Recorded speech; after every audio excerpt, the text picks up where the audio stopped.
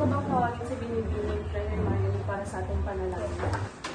Ngayon, pag-usapan natin ang proyekto natin tungkol sa Teenage Pregnancy Awareness Program dito sa Pugula Ulan. Kasi kailangan nating ma-finalize kung saan tayo kukuha ng mga gagamitin natin at ng mga pondo na kakailanganin natin. So, ang unang agenda natin ngayon is tatalakayin natin yung pondo at paggamitan na gagamitin natin para sa gawing programa. So, maaari ba kitang tanongin? Pwede tayo mag-provide ng 1,400 na piraso ng pondo at binibigyan. Maaari po bang matanong ang mga kailangan sa pagsasagawa ng programa na ito sa inyo, Binibining Friend Hermione, Binibining Angel? Sa tingin ko, kailangan natin itong simulan. Kailangan muna natin lumikha ng liham para sa mga donasyon.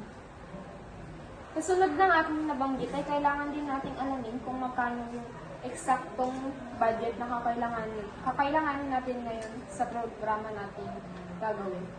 Kailangan natin ng 59,500 pesos para sa coffee at tickets. Kung ganon, kakailanganin natin ng eksaktong liquidation upang masigurado natin na magiging sakto at hindi kukulangin ang budget na naitala ni Binibining Francesca. Sang-ayon ako sa inyong plano. Ngayon, kung wala na tayong tatalakayin at pag-uusapan pang iba, maaari ko bang matanong kung ano pa ang kailangan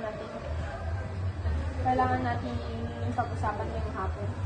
Since lahat naman na yung napag-usapan na natin, wala na tayong need na pag-usapan pa.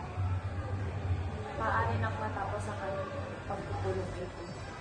Maaari ko bang matawag si Binibining Angel Gonet para sa pangbukas na panalangin? In the name of the Father, and of the Son, and of the Holy Spirit. Amen.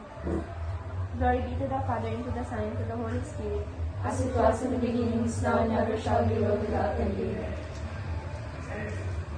Maraming salamat sa pagpupulong.